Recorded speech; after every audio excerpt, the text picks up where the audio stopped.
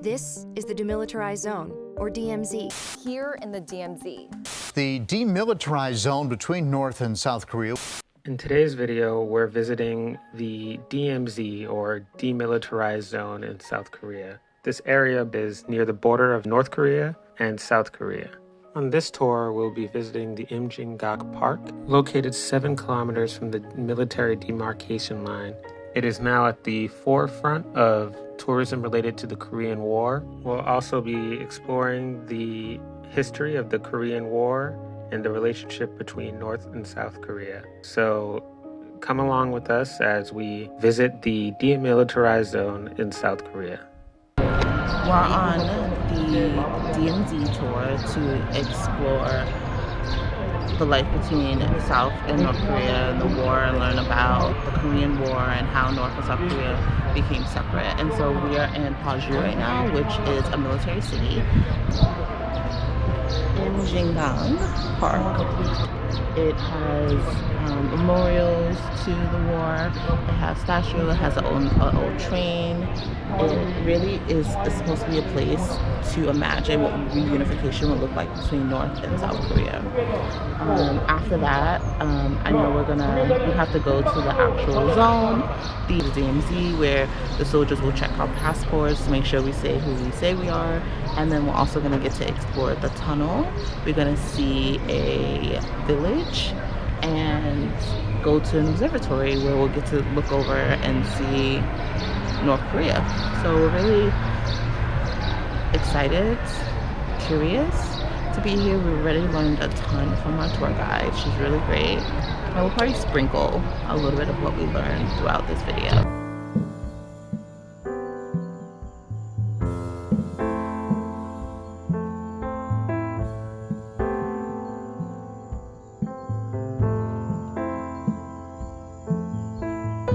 Our bus is right there.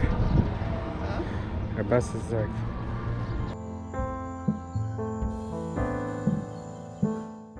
So that's Freedom Bridge. You can see it over there. It was used as a way to bring home over 13,000 South Korean prisoners of war at the end of the Korean War. And right now, I think it's unusable. It's people don't walk or drive across it at all. It's just symbolic of the Korean War. So now we're officially in the Demilitarized Zone. One important thing to note is that we are not able to enter the Demilitarized Zone without our passports.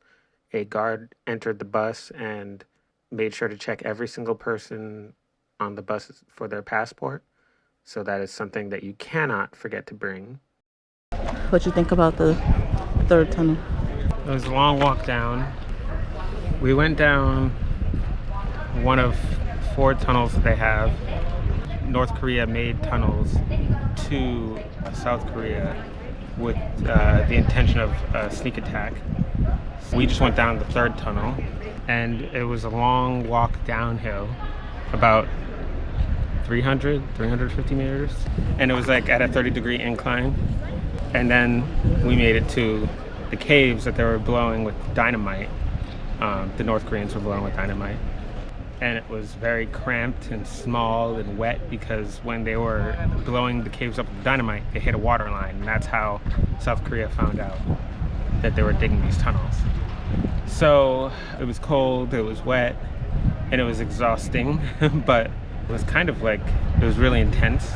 It was a very serious feeling that, they went through a lot of effort to mine out these tunnels to make it to South Korea. So it was a very intense thing. And then we made it to the end of the tunnel, and it was just like a camera that was recording us. So, we turned right back around, and then it was even harder to walk back up. But yeah, it was difficult. I can't imagine how far the North Koreans must have came to get to South Korea. Yeah, I was walking.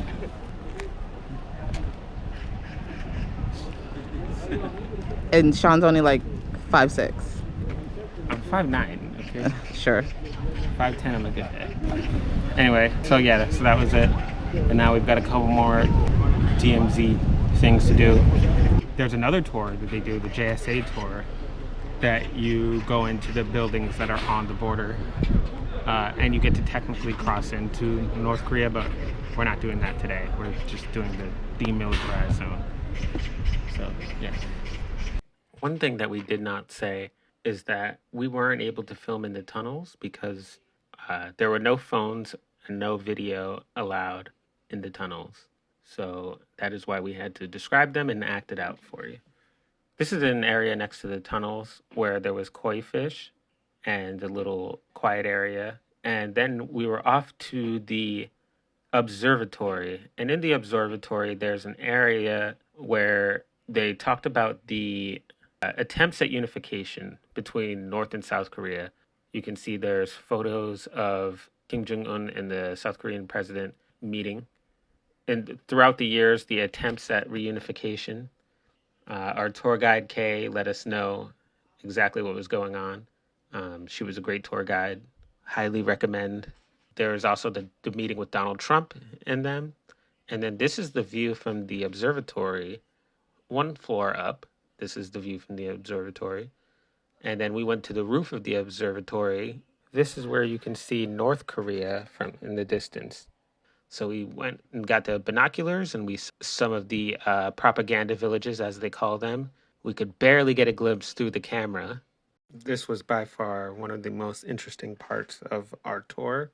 Gyeongdong Village appears in the tall steel tower along with North This Korean is Dora Observatory, where you can see a glimpse of North Korea. This village was used for propaganda and no one did live there. But today, workers at the Gaesung Industrial Complex reside. We're at the observatory tower where you can see North Korea. And you can see people playing basketball, you can see people working in the fields. Okay, team, let's go back to the bus. You want anything? No, I'll go inside. Soybean ice cream.